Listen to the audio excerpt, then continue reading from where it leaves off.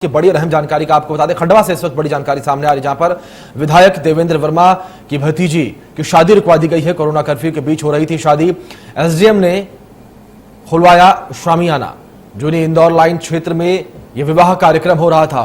सिर्फ 7 फेरे होंगे, मेहमानों को विदा कीजिए, एसडीएम ने बात कही। विधायक के चचेरे भाई सहित टेंट संचालक पर केस दर्ज किया गया। आपको बता दें कि मोघड़ थाना पुलिस ने यह मामला दर्ज किया था। बड़ी और अहम जानकारी आपको दे दें जो इस वक्त सामने है, जहां एक और जो जनता के प्रतिनिधि हैं वो आम जनता से अपील कर रहे हैं कि आम जनता सामूहिक प्रतिष्ठान न करे और एक जगह इकट्ठे ना हो। लेकिन वही विधायक जो जब इस तरीके की हरकत करेंगे तब किस तरीके से बात बनेगी, तमाम सवाल या निशान यहां पर विधायक पर खड़े होते हैं। आपको बता दें यहां पर एसडीएम ने यह कार्रवाई की है और शादी को रुकवा दिया है। तो इस बीच हमारे सहयोगी अमित जायसवाल हमारे साथ जुड़े हैं, उनका रुख कर लेते हैं। अमित, जिस तरीके से यहां पर एक और लगातार जनता के जो जनप्रतिनिधि हैं वो आम जनता से अपील कर रहे हैं कि आम जनता इस तरीके से जनसमूह इकट्ठा ना करे, लेकिन यहां पर विधायक देवेंद्र जो है वो खुद ही अपनी भतीजों की शादी इतनी धूमधाम से कर रहे हैं और अधिकतर लोगों को यहां पर बुला रखा है। सीधे तौर पर कोरोना गाइडलाइन की धज्जियां यहां पर उड़ाई जा रही हैं उनके द्वारा। जी अभिषेक, बिल्कुल सही बात है कि जब रसूख की बात आती है तो फिर नियम और कायदे धता बता दिए जाते हैं, और ऐसा ही मामला खंडवा में देखने को मिला। यहाँ के जो विधायक है देवेंद्र वर्मा, उनके चचेरे भाई अशोक वर्मा की बेटी मोनिका के विवाह के लिए बड़े ही तामझाम किए गए और सामान्य दिनों की तरह ही शामियाना लगाया गया और मेहमानों को भी बड़ी संख्या में बुलाया गया। बाकायदा जो सामान्य दिनों की शादी होती है वैसा ही यहाँ कार्यक्रम हो रहा था, और इसकी सूचना जब जिला प्रशासन को लगी तो यहाँ की जो एसडीएम है ममता खेड़े और डीएसपी ललित गठरे की टीम मौके पर पहुंची और उन्होंने कार्रवाई को अंजाम दिया। उन्होंने यहाँ पर विधायक देवेंद्र वर्मा के जो चचेरे भाई हैं अशोक वर्मा, उनसे हाथ जोड़कर कहा कि आप अपने मेहमानों से कहिए, हाथ जोड़कर उन्हें यहाँ से विदा दीजिए और सिर्फ 7 फेरे कराइए। जबकि बारात आने के पहले यहाँ पर पूरा तामझाम कर लिया गया था। और इसके बाद विधायक के भाई अशोक वर्मा और जो टेंट के संचालक हैं जगदीश जगताप, उन पर आपदा प्रबंधन अधिनियम 2005 की धारा 188 के तहत केस दर्ज किया गया है।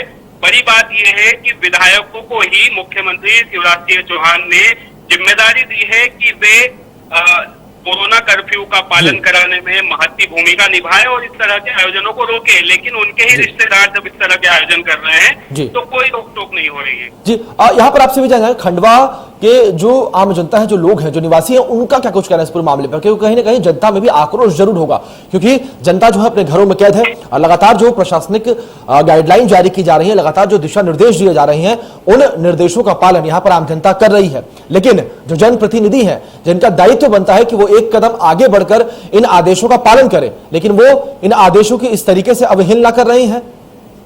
बिल्कुल अभिषेक, आम जनता में बड़ा ही आक्रोश है। जब से ये मामला सामने आया है तब से ही कार्रवाई की मांग उठ रही थी और आखिरकार केस दर्ज करना पड़ा यहाँ पर जिला प्रशासन और पुलिस को। इस बीच में बता दूं कि जो देवेंद्र वर्मा है वो क्राइसिस मैनेजमेंट समिति में शामिल है और वहां पर जो निर्णय लिए जाते हैं उनमें वो महत्वपूर्ण भूमिका निभाते हैं, और ऐसे में उनके ही रिश्तेदार इस तरह का आयोजन कर रहे थे तो जनता में आक्रोश है। और सोशल मीडिया पर इस पूरे मुद्दे पर लगातार चर्चाएं हो रही है। लगातार जो है देवेंद्र वर्मा और उनके परिवार को कटघरे में खड़ा किया जा रहा है, जबकि जनता कई दिनों से घरों में कैद है। और मैं यहाँ पर ये बता दूं कि यहाँ जो कोविड के प्रभारी हैं प्रदेश के वन मंत्री विजय शाह, वे भी लगातार ये कहते आए हैं, जो मीटिंग होती है क्राइसिस मैनेजमेंट की, उसमें इस तरह के आयोजन बिल्कुल आम जन के लिए 4 लोगों की शादी भी यहाँ पर बिल्कुल मना कर दी गई है। जबकि विधायक के भाई के यहाँ बड़ी संख्या में मेहमान उपस्थित थे और शादी हो रही थी। जी, यहाँ पर आपसे ये भी जानना चाहेंगे अमित कि जिस तरीके से ये पूरा मामला हुआ और यहाँ पर एसडीएम ने ये कार्रवाई की है, तो एसडीएम की ओर से कोई बयान सामने आया? एसडीएम ने कुछ कहा हो इस पूरे मामले को लेकर? जी, हमने एसडीएम से मौके पर ही जानकारी लेनी चाहिए तो उन्होंने ये कहा कि हमें सूचना मिली थी शामियाना लगे होने की और बड़ी संख्या में जो है यहाँ पर लोगों के एकत्रित होने की, तो हम मौके पर आए और हमने समझाइश दे दी है और अब समझाइश देने के बाद यहाँ से हम लौट रहे हैं और शादी ये लोग कम लोगों की उपस्थिति में ही करेंगे, इन्होंने भी आश्वासन दिया है। और वहां से लौटने के बाद केस दर्ज किया गया है। जी, और यहाँ पर आपसे ये भी जानना चाहेंगे जिस तरीके से खंडवा में लगातार कोरोना के मामले बढ़ रहे हैं और लगातार प्रशासनिक अगर हम बात करें दिशा निर्देशों की तो जारी किए जा रही हैं और लगातार सख्ती भी अभी भी बरकरार है। तो ऐसे में खंडवा में इस वक्त कोरोना की क्या स्थिति है? जी अभिषेक, मैं बता दूं कि कोरोना कर्फ्यू का सख्ती से पालन कराया जा रहा है और आज ही पुलिस और प्रशासनिक अमले ने यहाँ पर करीब 100 लोगों का परेड जुलूस निकाला जो कोरोना कर्फ्यू का उल्लंघन कर रहे थे।